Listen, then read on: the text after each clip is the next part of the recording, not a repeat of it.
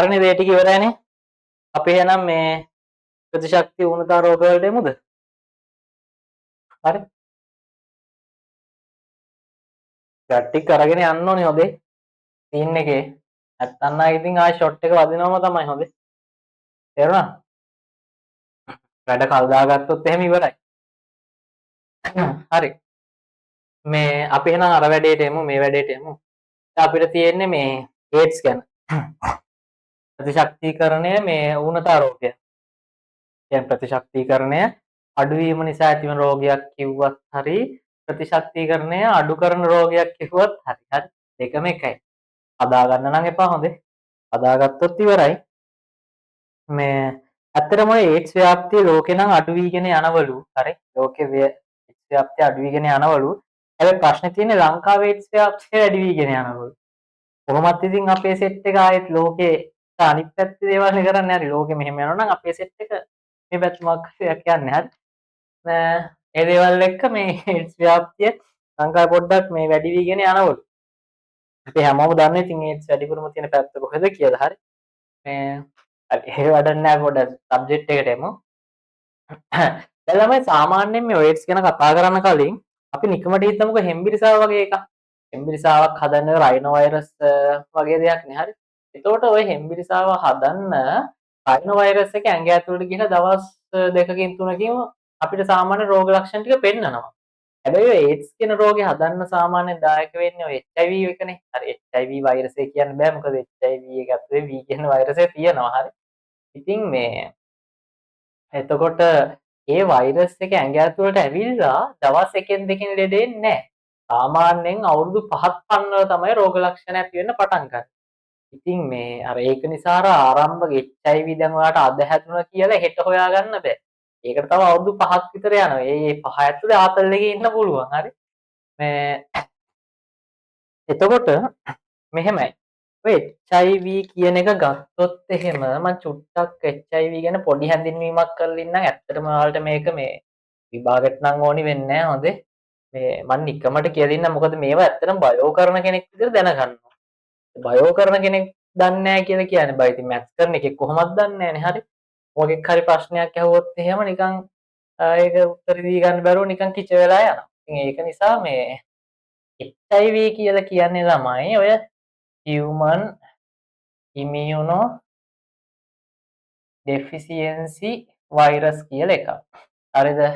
මානව ප්‍රතිශක්ති ඌනතා වෛරසය. ඔය වෛරසයත් පොඩ්ඩක් ගත්තොත් එහෙම වෛරසය චුට්ටක් ගත්තොත් වෛරසය ඔය වගේ තියෙනවා කැප්සියුල් එකක්. හරි. කැප්සිඩ් එකක් තියෙනවා. ඕකේ මේ RNA කැලි දෙකක් තියෙනවා. අර රිවර්ස් ට්‍රාන්ස්ක්‍රිප්ටේස් අපේ මේ ෆස්ට් එක කරපු දරුවා දන්නවා ඇති.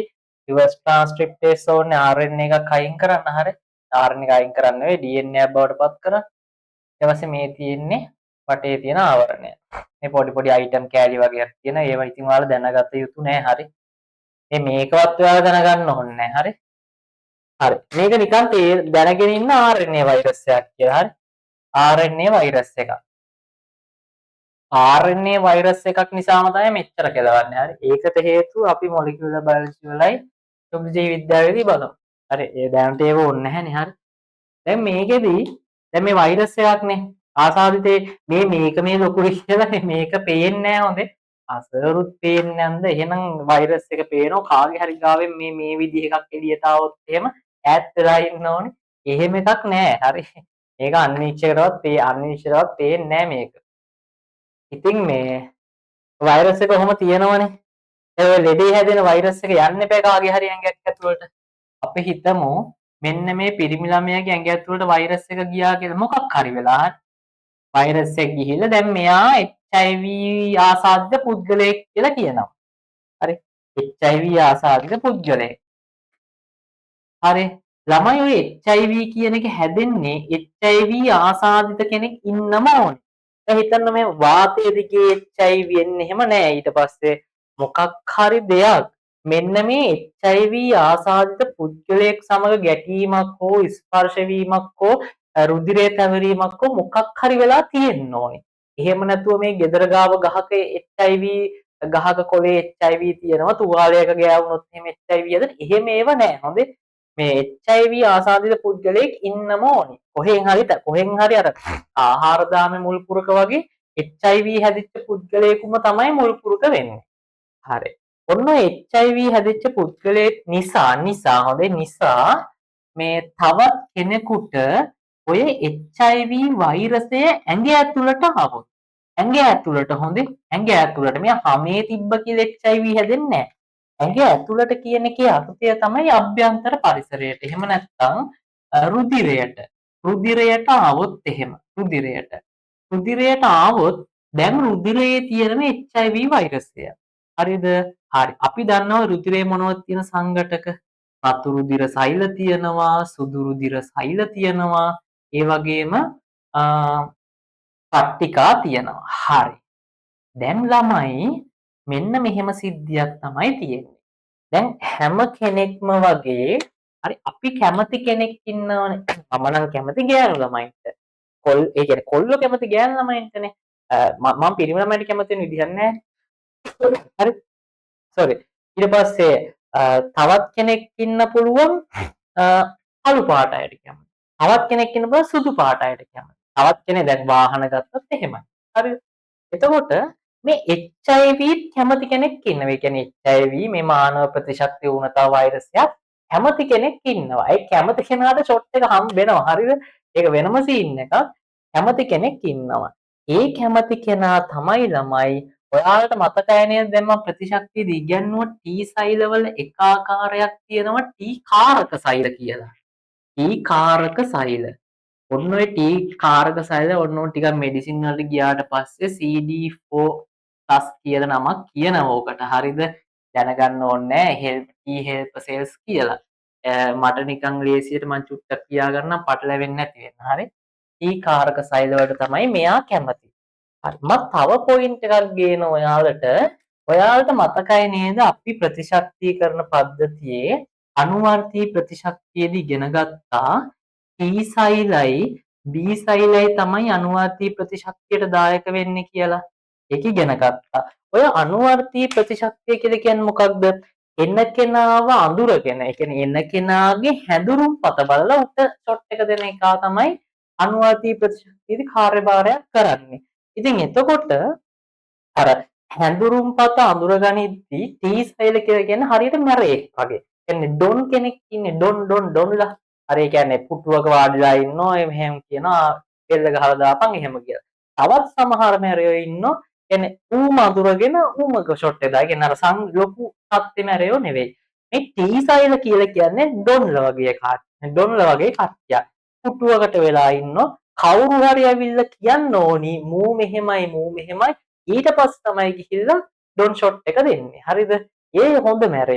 ඉතින් T සෛලයත් එහෙමයි නම් ළමයි ඔයාලට මතකයි මම කියලා දුන්නා T සෛල වලට මොකෙක් හරි ආව කියලා කේලම කියන්න කෙනෙක් ඉන්නවා. හරිද?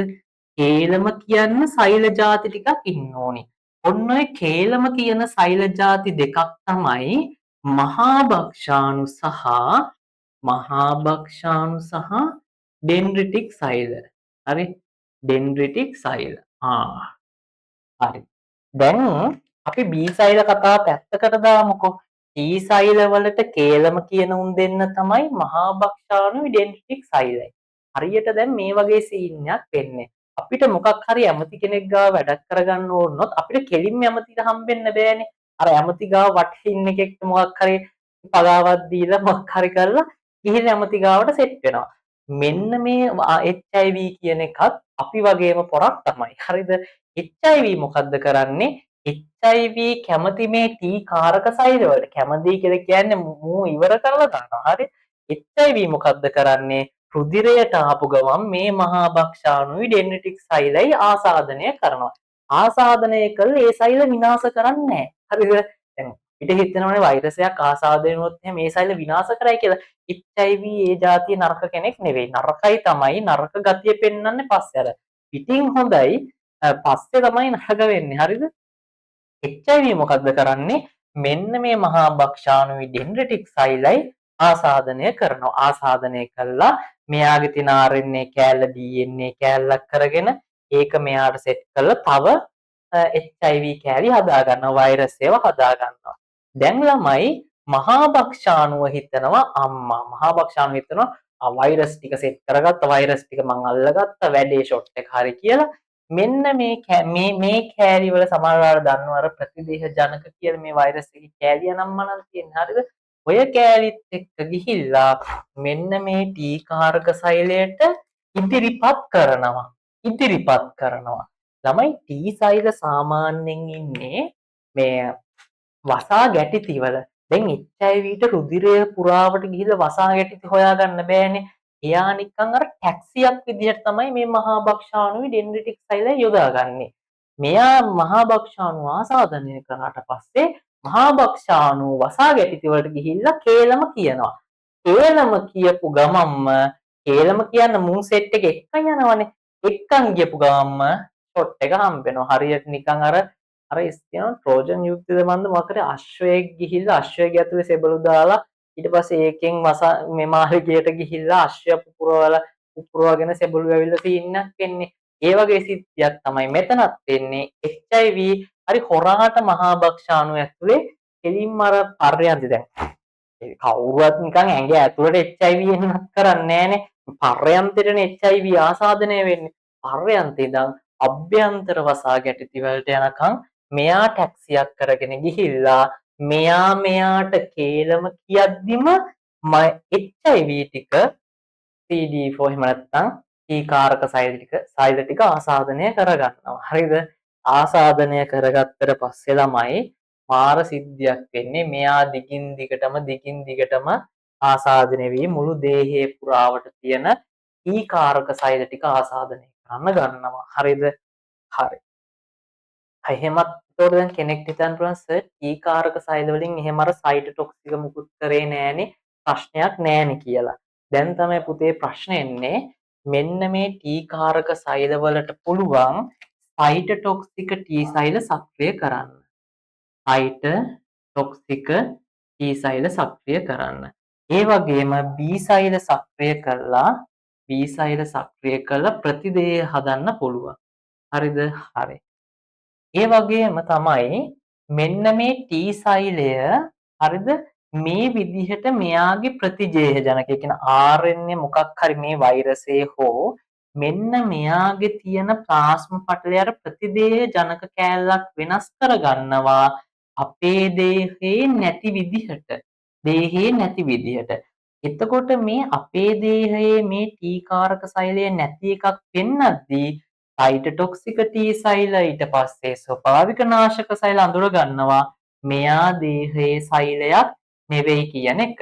එතකොට මොකද්ද වෙන්නේ මේ ටී සයිටොටොක්සික සෛලයි අරෙන් ස්වභාවික නාශක සෛලය ගිහිල්ලා මෙයාට පහර දීලා විනාශ කරනවා. ටීකාරක සෛල කියන ආසාදනය වෙච්ච ටීකාරක සෛල විනාශ කරනවා. හරි. ඒ කියන්නේ මොකක්ද? ඒ කියන්නේ HIV වෛරස ආසාදනයට අපේ ඇඟෙන් ප්‍රතිචාරයක් දෙනවා. හැබැයි පොඩි ප්‍රශ්නයක් එනවා. ළමයි මෙන්න මේ වෛරස ආසාදිත සෛල මරණ ප්‍රමාණයට වඩා වැඩි වේගකින් වෛරස ටී සෛල ආසාදනය කරන්න ගන්නවා. ඒ විතරක් නෙවෙයි ළමයි මේ RNA වෛරසයක් නිසා මෙයා හැම වෙලේම විකෘති වෙමින් තියෙන්නේ. මෙයා හැම වෙලේම විකෘති වෙමින් තියෙනකොට මෙන්න මෙතන හදාගන්න ප්‍රතිදේහ මෙතන ඇතිවන ප්‍රතිදේහ ජනකයක් හැම වෙලේම විකෘති වෙනවා. ඊට පස්සේ සයිටොටොක්සික ටී සෛල බලනවා යකෝ මේ මම හැදිච්ච එකම මම ගහන්න හැදුනේ මුට නෙවෙයි. මම ගහන්න හැදුනේ වෙන එකෙක්ට. එතකොට ඒ සයිටොටොක්සික ටී සෛල නිකන් ඉන්නවා. ඊට පස්සේ බී සෛල බලනවා යකෝ මම සෙට් වෙන්න හැදුවේ මුට නෙවෙයි. මේ ප්‍රතිදේහ ටික බලනවා මම සෙට් වෙන්න හැදුවේ මුට නෙවෙයි. හරි. වෙන එකෙක් දැන් එහෙනම් ඒ ටිකක් නිකන් තියෙනවා. ඊට පස්සේ දැන් මොකද්ද වෙන්නේ? මෙයාට හරියන සයිටොටොක්සික ටී සෛල ටිකක් හැදෙනවා. ඉතින් ළමයි ඔහොම හැදෙනවා ඉවරයක් නැහැ. හරිද? හරියට නිකන් මේ වගේ. දැන් අපි උනත් කරන වැඩේ වැරදෙනවා. හරි? කරන වැඩේ වැරදෙනවා. ඒතකොට කරන වැඩේ වැරදුනා අපිට කොහොමද? හරි? කාලයක් තිස්සේ එකම දේ කරන්න එපා වෙනකොට වැරදි ඒ වැඩේ අතාරිනවනේ.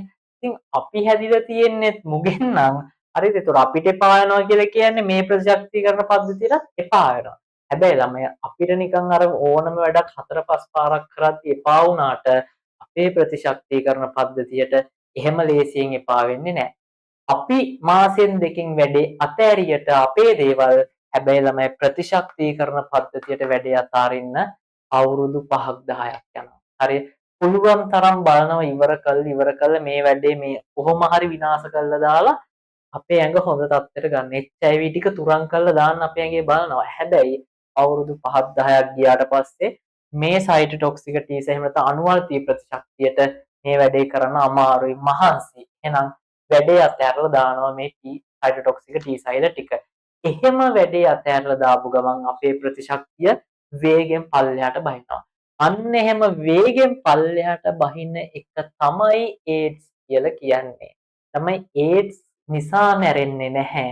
AIDS හැදුන කෙනෙක්ට වෙන ලෙඩක් හැදිලා තමයි මැරෙන්නේ. ඇයි ඒ චූටි ලෙඩේටවත් ප්‍රතිශක්තිකරණයක් දී ගන්න අපේ ඇඟට බැරි වෙලා යනවා. ඉතින් ඒකත් එක්ක තමයි AIDS හැදිලා මිනිස්සෙක් මැරෙන්නේ. ඉතින් ළමයි මේ ඔය AIDS හදාගන්න ලේසිම විදිහ මොකක්ද? හරි. AIDS හදාගන්න ලේසිම විදිහ. නිකන් කියන්නේ හරි. අපි කෙනෙක්ට ඕන නම් AIDS හදාගන්න ලේසිම විදිහ මොකක්ද? හරි.